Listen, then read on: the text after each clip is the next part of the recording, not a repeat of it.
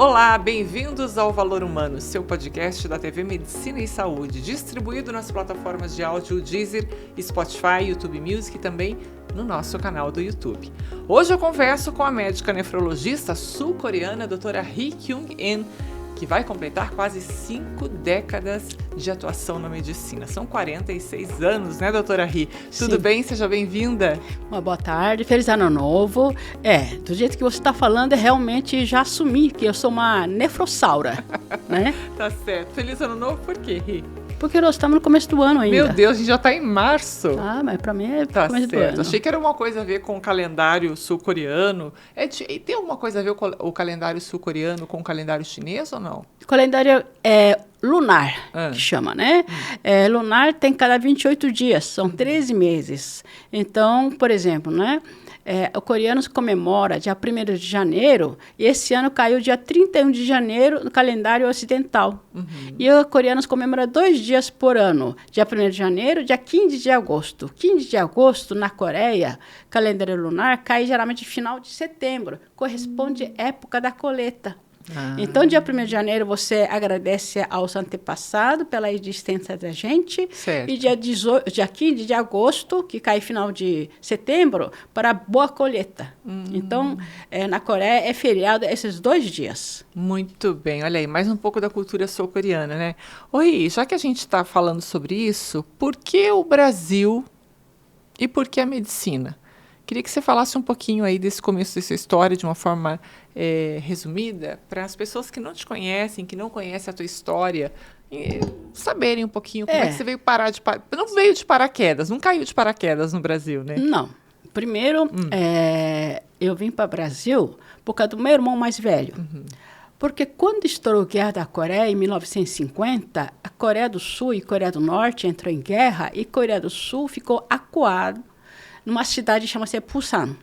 E a Coreia do Norte, junto com a Rússia e a China, invadiram todo o território da Coreia, né? Certo. Aí, os americanos, com 16 aliados, entraram pelo cinturão da Coreia, Incheon, e expulsaram eles, retomando a Coreia do Sul até paralelo 38.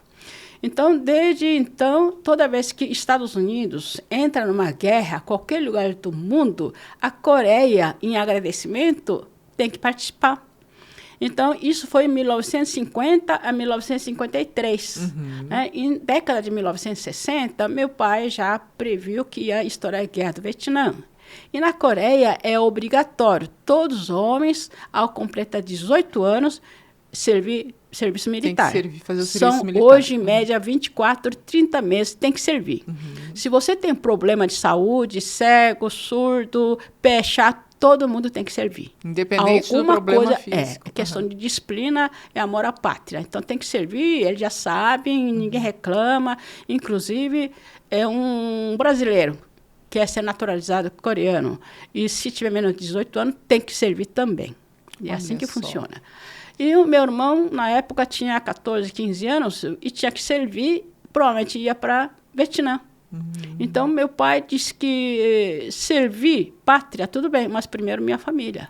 E meu pai é 4ª geração, filho único, e não queria perder filho. Então, ele resolveu sair da Coreia. Então, a primeira opção dele foi Nova Zelândia. E o próprio coreanos não permitiram, sabia que meu pai ia sair. E a segunda opção tentou Canadá, também não conseguiu. Então ele tentou Brasil. E desde aquela época o Brasil é oba-oba, país de amor e paz, né? E meu pai conseguiu vir para o Brasil com um passaporte turista. Certo. Né? Chegou no Brasil sozinho, em 1965, veio para instalar e depois de 3 meses ele tinha que voltar, ele não voltou, então ele ficou como clandestino. E na época meu pai tinha uma fábrica de óculos, então meu pai tinha fechado a fábrica, distribuiu para os funcionários mais antigos. Vocês moravam onde na Coreia? Onde vocês moravam na Coreia? Incheon, hoje que tem um aeroporto em Incheon, né? Isso. E na época, meu pai recebeu uma proposta para ser filial de fábrica de óculos Ray-Ban, que hoje é uma das maiores do mundo. E toda vez que eu vou para a Coreia, encontro com meu primo, e meu primo fala, seu pai é a pessoa mais bobão do mundo. Seu pai perdeu chance de ser multimilionário. que seu pai é para ser multimilionário, recusou para salvar a vida de filho.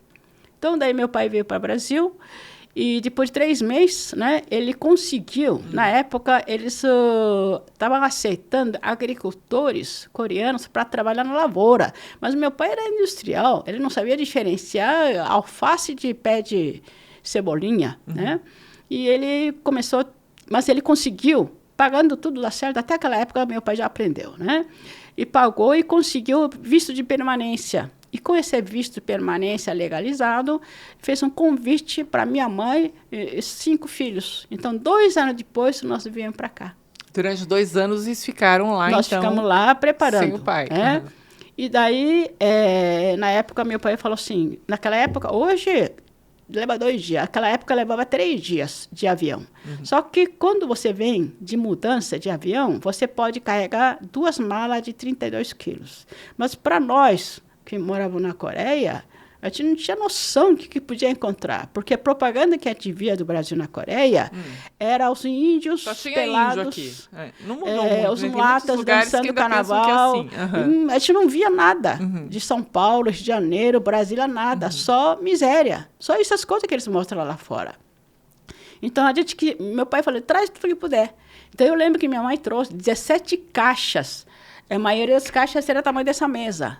Nós trouxemos sabão de pedra, panela, trouxemos 5 baús. Cada baú, um baú é só de cueca de homem, uma baú só de calcinhas e assim por diante. Até panela nós trouxemos. Que não tinha nem roupas aqui. Os índios viviam pelados? É que é isso que mostrava, né? Meu Deus. Aí nós viemos, instalamos em São Paulo. Aí começou o estudo. Então, primeiro ano, já entramos no primeiro ano de primário para aprender português, porque eu não sabia nada. A primeira palavra em português que eu aprendi, como meu vizinho. Tá, você tinha que idade quando veio para cá? Anos. 14 anos. Meu vizinho chama Joãozinho. E Joãozinho me ensinou que merda is beautiful. Então, eu guardei. Naquela época, hoje não é palavrão, mas naquela época era palavrão, mas eu não sabia. Daí estudei durante 1 ano, consegui certificado de primário e eu fiz prova no Dom Pedro II. Daí eu entrei, né? E a filha da diretora... Tinha prova de admissão, né? Naquela época para entrar. Tinha que tirar 4 matemática, 4 português. Matemática eu faturaria 10. O problema era o português. Português valia assim, 4 gramática, 3 redação, 3 ditado. Aí eu falei, eu vou tirar 0 redação, 0 ditado. Então, eu tinha que tirar 4 gramática. Eu estudei, eu tirei 4. Daí eu entrei. Olha aqui. Na minha idade, naquela época, eu já tinha 15 anos, né? Na minha inocência, e a minha irmã não passou.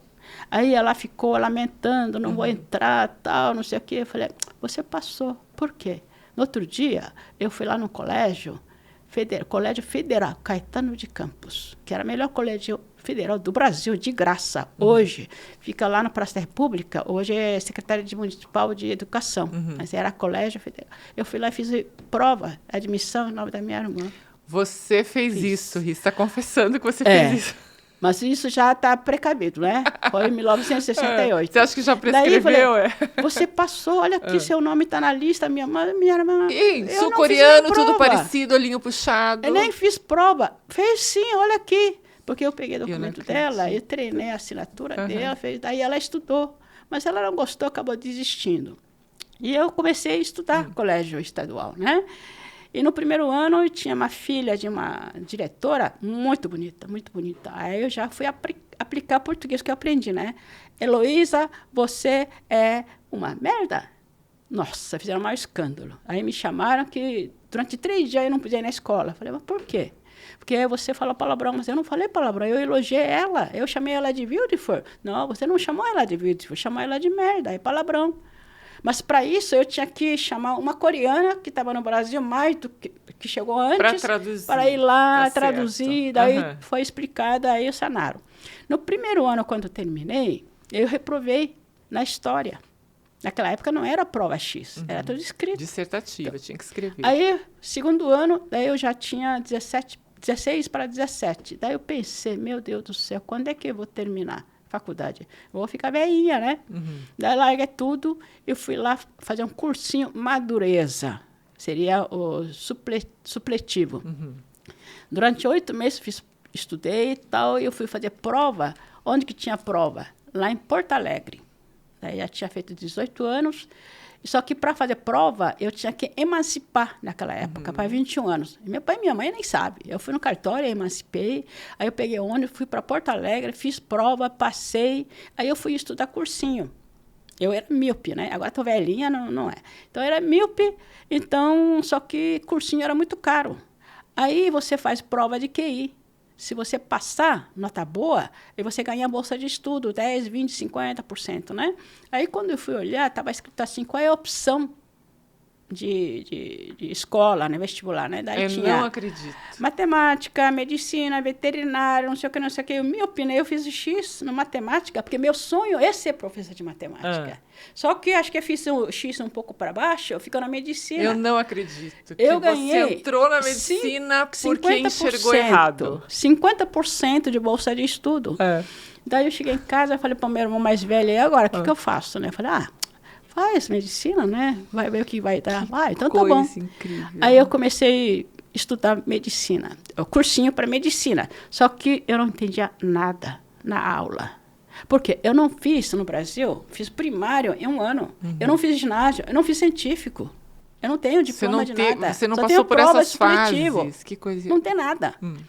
Mas eu tenho base de matemática que eu aprendi nos 6 anos na Coreia. Na Coreia. Daí eu estudei, mas eu chegava lá na aula, era realmente boiando, né?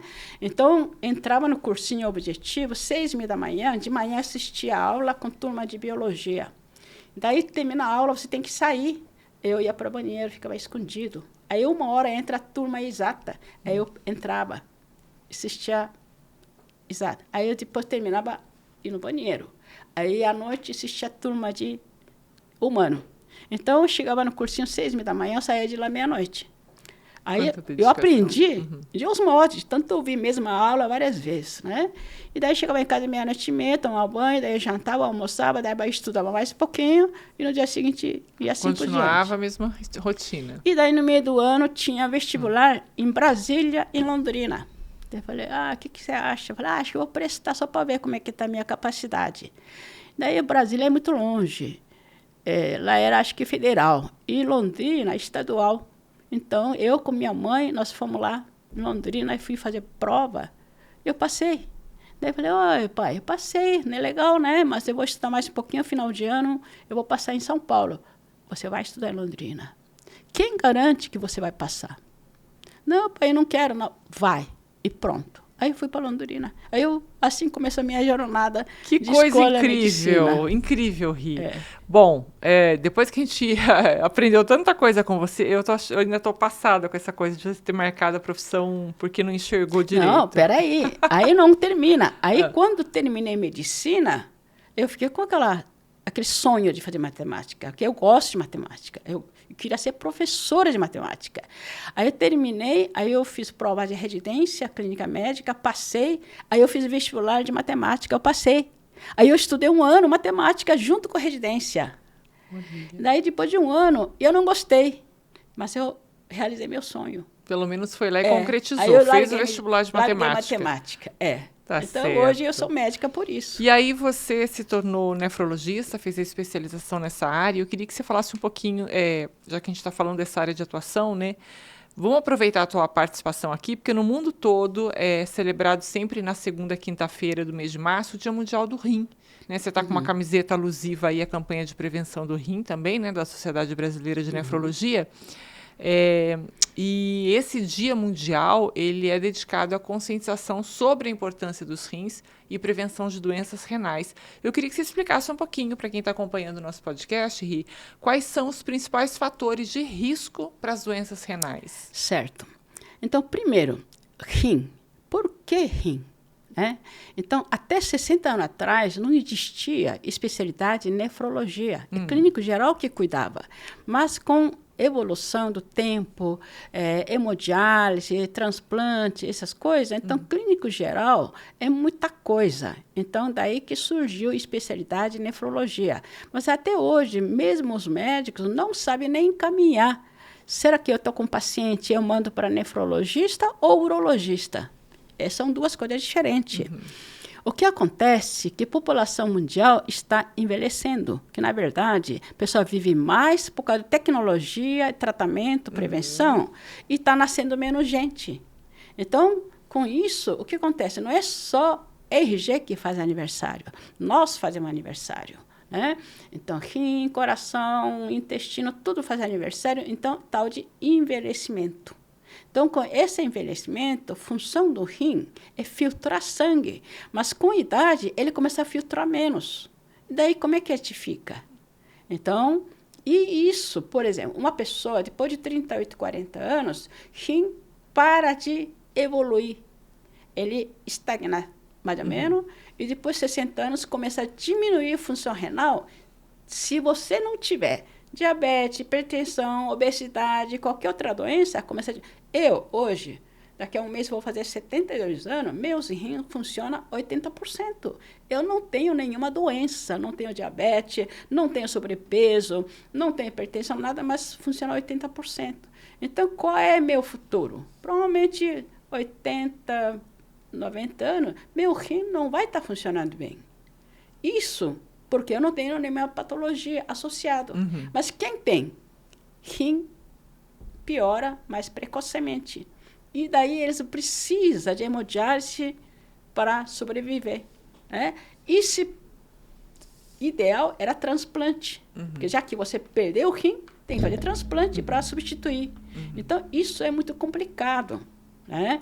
Então, por isso que nosso objetivo, já faz 19 anos que todos os nefrologistas do mundo inteiro, faz 19 anos que toda segunda quinta-feira de março faz uma campanha mundial. Né? Então, no Brasil mesmo, tem mais de, acho que 1.500 lugares onde tem nefrologista. Nós vamos fazer uma campanha. Por quê?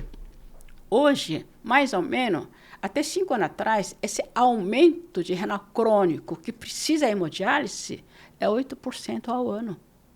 Hoje, isso está aumentando mais ainda, porque a população está envelhecendo. Sim.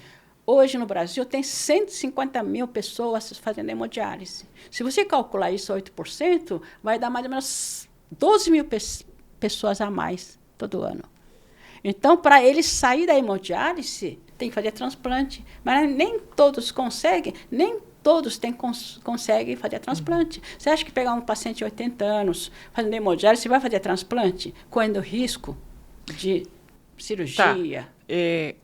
Quando eu te perguntei sobre os principais fatores de risco para essas doenças, você falou da questão do envelhecimento, ok. E quais são os outros fatores, né? Por exemplo, tem crianças que têm problema já crônico, né? É hereditário? O que a gente pode fazer para prevenir as doenças renais? Geralmente criança tem doença hereditária, mas também é adquirido, né? Infecção, repetição, inflamação, várias coisas. O que leva, então, a ter esse tipo Aí de vai doença? perdendo... É que, sabe, existem doenças de alguma parte do organismo, quando adoece agudamente, o rim também, quando é agudamente, ele recupera. Mas se crônica, você não percebe. Que ninguém amanhece com cabelo branco. Você vai ficando branquinho aqui, daí você vai tirando com pinça, daqui a pouco não dá mais. Então, para você perder o rim, leva 2, 3 anos para perder completamente, que precisa fazer hemodiálise. Porque até ali, o pessoal vai se adaptando. Né? Então, por isso que é importante fazer a prevenção. O quê? Creatinina, urina 1 todo ano para prevenir. Mas o pessoal prefere fazer exame de colesterol, triglicerídeo. O que vai levar a isso? A pessoa sabe por que quer aumentar colesterol, triglicerídeo. Porque eu, como nefrossauro, 46 anos formado, eu acho, né, que 85% das doenças humanas é pela boca. O que você come e como come. A pessoa come hoje, a maioria come em 5, 10 minutos. Não tem como não ficar doente. E o que come? O que tiver. Você pegar um frango, que eles abatem com 40 dias, deve ser muito saudável, né? Então, isso tem muito a ver com o governo. Por exemplo, não estou querendo valorizar a Coreia, não, porque é assim que eu vejo. Na Coreia, assim, uma vez tinha pardal. Pardal acaba com colheita, né? Aí o governo, o presidente, olha, pardal é muito bom para aumentar cálcio, que é bom, saudável. No dia seguinte não tinha mais pardal, porque todo mundo matou pardal para comer frito. E outra coisa muito bom é gafanhoto. Eu ia lá na Arrozal, pegava gafanhoto, trazia de saco, tudo vivo, eu cortava a perninha, colocava na frigideira, tampava. Você fazia isso? Fazia, depois torradinho eu comia. O sabor de camarão, eu comia. Aí ele falou assim, nutritivo. Alho é muito bom. Alho é muito bom para evitar câncer de estômago. No dia seguinte você não acha mais alho. Mas o que acontece na Espanha, na Itália? Super safra de tomate, eles vão jogar na rua. No Rio Grande do Sul, outro dia também. Deu super safra de leite, não tem como repassar. O que eles fazem? Joga fora. Desperdício. Desperdício. Dá para alguém, faz queijinho, faz doce. Então, isso quem controla é governo consciente. Gestão. É. Uma boa então, gestão. Isso, por quê? Qualquer governo sabe quando uma pessoa está doente, sobra para eles. Então, melhor prevenir. Por isso que, nessa parte, o Brasil está um pouco mais esperto. Quem está com problema de doença, eles dão um remédio. Se tomar remédio, controla e não precisa internar, é mais barato. Bem mais barato. Então, tem que trabalhar tudo em ação junto. Tá certo. Você acompanhou de perto a evolução, doutora Ri, dos tratamentos para doenças renais ao longo dos anos aqui na região oeste do Paraná e também no estado, né? Quais foram, assim, as principais mudanças e avanços que mais impactaram a vida do paciente renal? Tá. Bom, eu, em 1983, ele já tinha formado, já estava na escola, entrando no UEL como docente, tudo. Aí, um belo dia não, dia 27 de dezembro de 1983, meu professor falou assim, Ri, amanhã 9 da manhã, você tem uma reunião com os diretores do Hospital Salete em Cascavel. Onde fica Cascavel? Onde que mora esse cara? Nem sabia quem que era. Falei, não, mas eu tenho um Fusquinha, eu não sei se meu Fusquinha vai até lá. Aí ele chamou outro colega, leva a Ri até lá. Falei, tá bom, então. Aí nós saímos de lá, naquele momento chegamos aqui no Hospital Salete, eu cheguei lá, tinha um cachorrinho na recepção, deitado. Falei, meu Deus, o professor está querendo me mandar aqui para trabalhar nesse hospital. Daí eu fui lá conversar com a direção e fiquei sabendo que faz um ano, que já tinha hemodiálise no Hospital Salete, era o hospital mais evoluído na época, né? E o nefrologista, só que por um problema particular, ele ia embora. Então, precisava de nefrologista. E eles convidaram o meu professor, mas ele não podia vir, então me mandou. Daí eu fui lá conversar com a direção. E eu lá, você imagina, né? Na época tinha 30 anos, sentei lá na frente, a diretoria lá, eles olharam para quem é você? Não, eu sou nefrologista em Londrina, trabalho com um professor, e eles me mandaram para falar com vocês, que vocês estão precisando. Mas nós queremos ele não pode vir? Eu acho que não, por isso que me mandou. Puxa vida, uma pena. Então, nós vamos experimentar você. Que dia que você pode começar? Isso é um estímulo. Sabe? Isso é estímulo. Naquele momento, eu falei assim, eu vim aqui, vou trabalhar. Que dia que você pode? Amanhã. Eu falei, então, mas você veio preparado? Não, mas então me dá uma semana de prazo para ir lá buscar. E eu tinha acabado de montar um apartamento em Londrina. Daí eu voltei, eu cheguei em Londrina, tinha montado um apartamento, na escada tinha minha mãe e meu sobrinho, tinha acabado de chegar de São Paulo, que meu sobrinho tirou férias de 30 dias. Eu falei, não, vocês não vão ficar. Eu peguei os dois, levei na rodoviária, despachei, fiz mala, devolvi o apartamento, papapá. Dia 4 de janeiro de 1984, eu comecei a trabalhar aqui. Daí o diretor da época falou assim, Ri, aqui nós estamos tendo problema com os colegas e está cheio de olho gordo, nós queremos fazer alguma coisa diferente. Aqui todo mundo faz cesárea, parto, colecistectomia, apendicite, mas nós queremos alguma coisa para levantar o hospital. Então, nós queremos que você faça transplante. Eu falei, então vou dar uma olhada. Eu fui ver, não tinha laboratório, não tinha nem ecografia, não tinha nada. Como é que nós vamos fazer um transplante? Tá, tudo bem. Então, eu preciso montar uma equipe. Então, você escolhe. Escolher, eu não conheço ninguém, mas eu vou escolher. E o que precisa? Aí eu chamei o Dr. Milton Tanaka. Ele estava em São Paulo, chamei o Dr. Milton Tanaka, ele veio, preparar tudo direitinho. Já existia Dr. Tomás, e nós começamos a montar a equipe. Dr. Álvaro Largura, porque não tem transplante sem histocompatibilidade. Dr. Dr. Álvaro Largura, né? Álvaro Largura. Tem que Ele ressaltar foi, a importância assim, que ele teve no príncipe. desenvolvimento da medicina, né, na região Porque oeste. ele falou assim, como é que eu vou fazer histocompatibilidade? Onde é que você podia aprender? Com o meu professor. Ele foi para Londrina, né? Esposa do meu professor é especialista nisso. Dona Mocelin, tem um Álvaro Largura, gente boa, dá para ele treinar? Pode mandar vir. Ele foi lá, ficou na casa dele uma semana para aprender. Aprendeu tudo que tinha que aprender e veio o doutor Álvaro com toda a bagagem. Doutora Adíris, professor de ecografia, falecido, Instituto de Raio-X. Ele comprou, começou a fazer.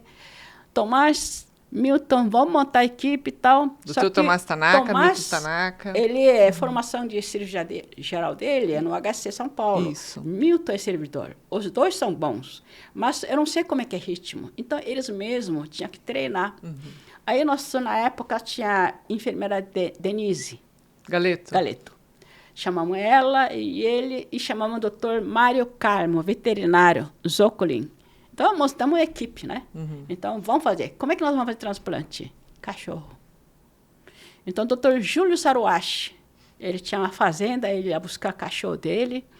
Daí, o doutor Mário Carmo fazia anestesia. E o doutor Milton e o doutor Tomás começaram a fazer transplante, autotransplante. Existem 4 tipos de transplante.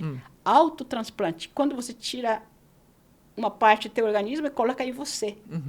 Isotransplante, quando é gêmeos ou HLA idêntico.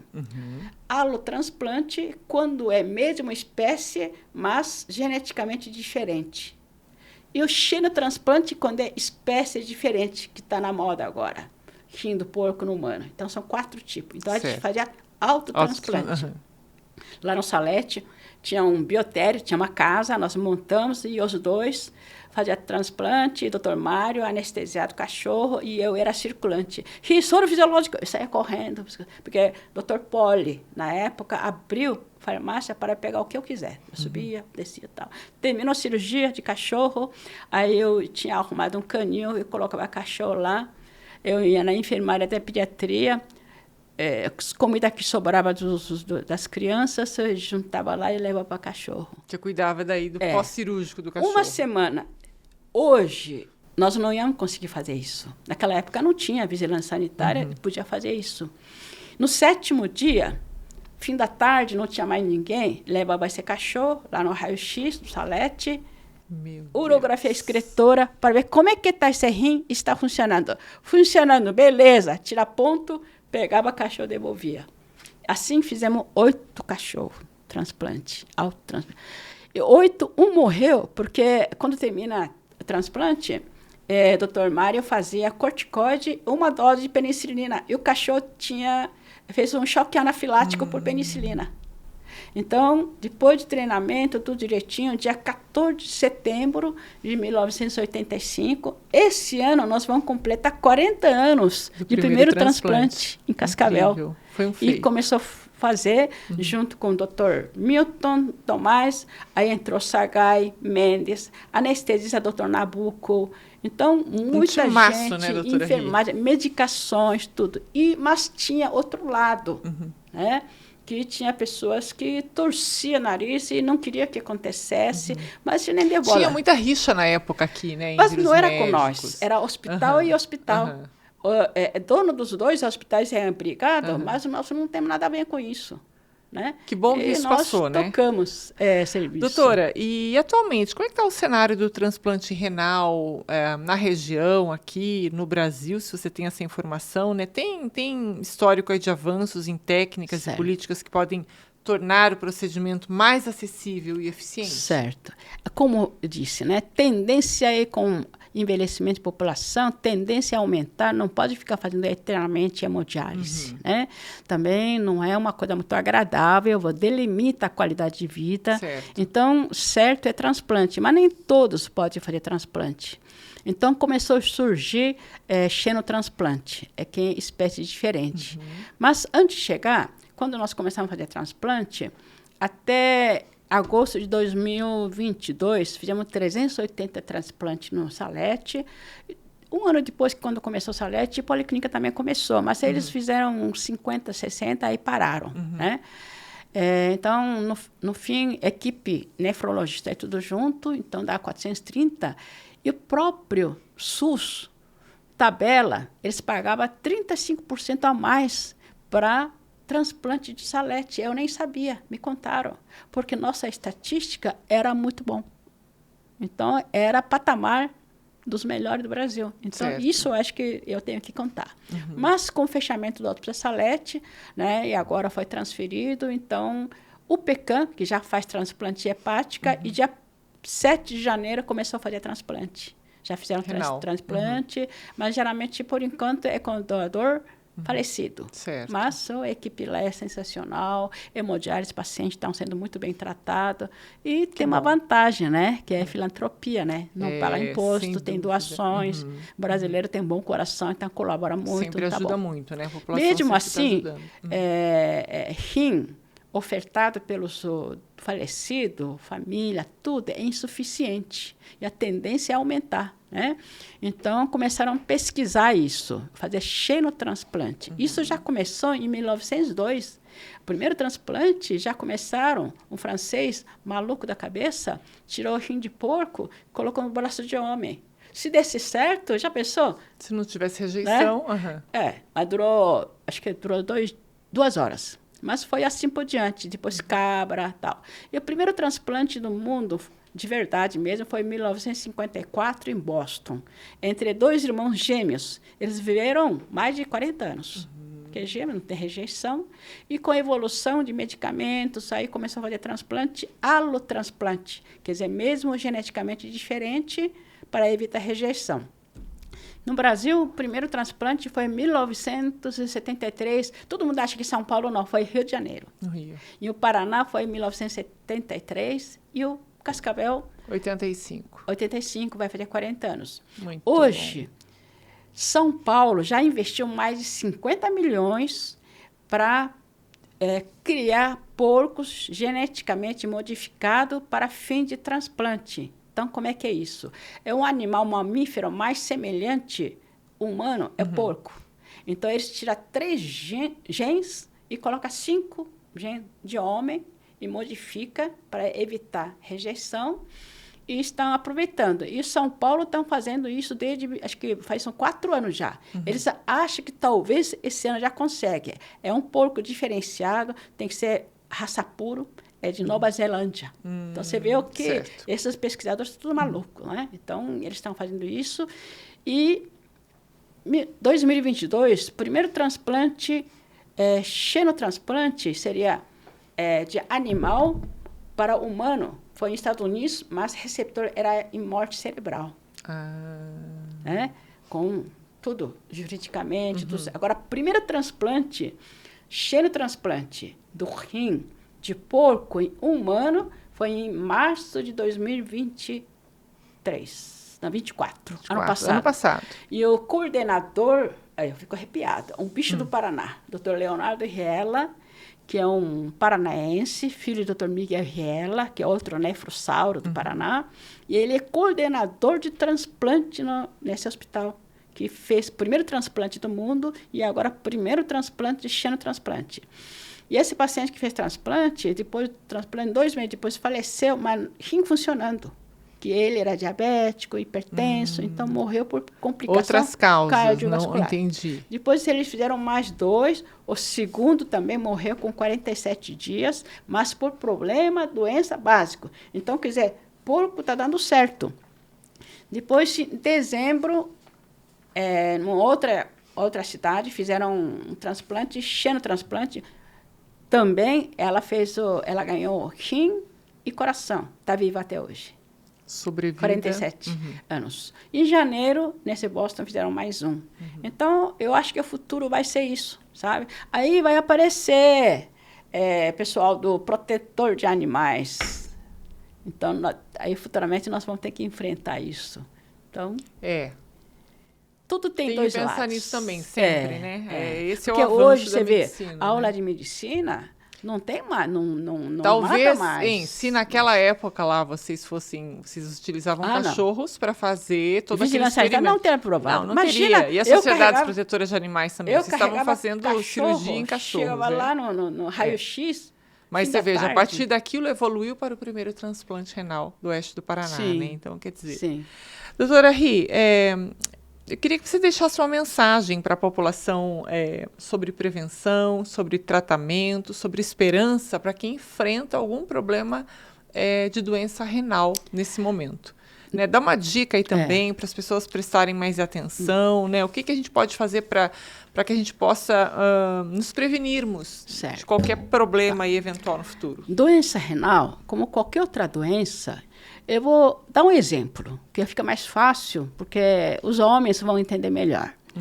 Eu tenho um Fusquinha 1970, que eu faço a revisão todo ano, tá tranquilo, nunca anda mais do que 60 quilômetros, mas anda. Qual é o objetivo de carro? Levar onde eu quero. Mas também, como eu tinha dinheiro, eu comprei um Mercedes 350, paguei 500 mil, comprei, deixei na garagem, porque eu vou ficar lá. Porque pode chuva, arriscar, sei lá, vizinho pode bater, então fica lá. Qual que vale mais? Essa Fusquinha que faz a revisão, que anda na rua, me leva onde eu quero, e esse Mercedes está parado. Perdeu função. Então, o humano é a mesma coisa. Você tem que colocar a gasolina certo, tem que andar, fazer revisão. Pessoal, quem tem carro faz a revisão todo ano, mas não faz a revisão nele. Eu atendo os pacientes, pergunto para as pessoas que têm mais de 40 anos, você faz colonoscopia? Para quê? Falei, você faz a revisão do carro? Claro, todo ano. E o carro? Não faz. Então, revisão é importante. Mesmo que você descobre doença, câncer. Se você tem menos de um ano, doença maligna, se você tratar precocemente, cura é 95%. Outra coisa, dieta. Esse é fundamental. Se você, Fusquinha, tem 40 anos, cabe 4 pessoas, carrega 6 pessoas, o que acontece com esse carro? Estraga. O que estraga? Suspensão, motor, freio, banco, quebra tudo. O humano é a mesma coisa. Então, tem que fazer atividade física, fazer preventivo, comer certo, gasolina certo. Não adianta você colocar gasolina e o diesel no tanque. Nem gasolina com whisky 25. Não pode. É gasolina e acabou o ponto final. E o consumo de água, doutora Ri? Importante também, né? Para o bom funcionamento dos rins. Muito importante. Agora está na moda, né? Tem que tomar 8 copos de água, 13 litros de água. Não, gente, não é assim. Né? Você tem que tomar água de acordo com tua necessidade. Tá? Qual é a tua necessidade? Não ficar com sede. Existe até intoxicação hídrica, que toma água demais.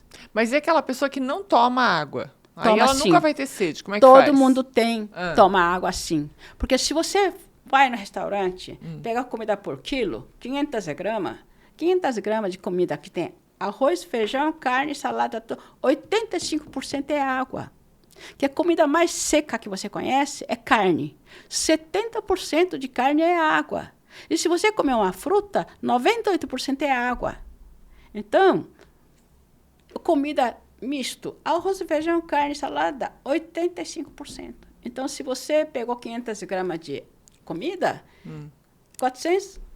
Mas isso não exime a necessidade de eu também tomar água, né? Claro que não. Preciso tomar água. Pode tomar, e deve tomar, mas tem Mas limite. não tem aí uma medida exata que você possa dizer para as pessoas, olha, isso tem a ver com peso, corpóreo? Por exemplo, quando uma pessoa tem um problema cardíaco, incha, falta de ar, a primeira coisa que o doutor fala, diminui sal. Por que diminui sal? Para você tomar menos água. Se você comer bacalhau, costelão, sal grosso, o que você faz? Primeira coisa, enche cara de chope. Toma água, porque sal atrai. E sal é diretamente proporcional à hipertensão. Por exemplo, existe, hoje já não é tanto assim, né? A região que consome muito sal é pessoa de Hokkaido, norte do Japão. Eles moram numa ilha, até a água do mar congela. 22 graus. A água do mar congela com 21 graus. Então, o que eles fazem? Pega peixe no verão, sal grosso, seca, chega no inverno, tá tudo congelado, nem navio sai do lugar. Então, eles pegam aquele peixe, dessalgam, mas nunca conseguem dessalgar, né? Nós consumimos, normalmente, 7 a 9 gramas de sal. Eles consomem 22 gramas. E, em compensação, tem 3 vezes mais hipertensão, 3 vezes mais AVC, infarto. Por exemplo, um leão mata um bicho no meio do mato, ele coloca sal para comer? Urso pega um peixe no rio, ele coloca sal para comer? Não. Eles morrem gordos, mas eles não têm infarto, não têm derrame, não têm hipertensão. Porque sal nós colocamos para comer mais um pouco. Você imagina fazer uma lasanha sem sal? Não dá para comer. Mas se colocar um salzinho, dá para comer meia travessa. Então, isso aumenta peso. Isso sobrecarrega. Então, rim tem que trabalhar mais. Coração tem que trabalhar mais. Intestino tem que trabalhar mais. Todo mundo tem que trabalhar mais. Então, carro, em vez de carregar 4 pessoas, tem que carregar 6 pessoas. Claro que quebra. Tá certo. Essa é associação matemática. é 1 mais 1 é 2. Tá certo. Olha, eu conversei com a médica nefrologista Ri Kyung-en, que deu uma aula aí pra gente sobre prevenção de doenças renais, falou sobre sua vida, sobre sua escolha na medicina, sobre cultura sul-coreana. Só faltou cozinhar aqui, né? Aqui não tem cozinha, fica para uma outra oportunidade, né, doutora Ri? Eu falei que eu no TV é só para cozinhar agora. Tá certo, mas eu quero agradecer a sua presença, te desejar uma ótima semana e parabéns aí pela sua trajetória, né, de sucesso, de abnegação, de determinação, de muito estudo também e de amor à medicina, a região oeste do Paraná. Que bom que você saiu lá de Londrina na década de 80 com o teu fusquinha e veio parar aqui, né? Nunca mais saiu daqui, né, doutora? Obrigada mais uma vez. Viu? Obrigada a vocês pela oportunidade. A gente vai ficando por aqui. Se você ainda não se inscreveu no nosso canal, se inscreva para você ser notificado e receber novos vídeos com muita informação sobre prevenção, sobre saúde, bem-estar e qualidade de vida. A gente se vê, até mais!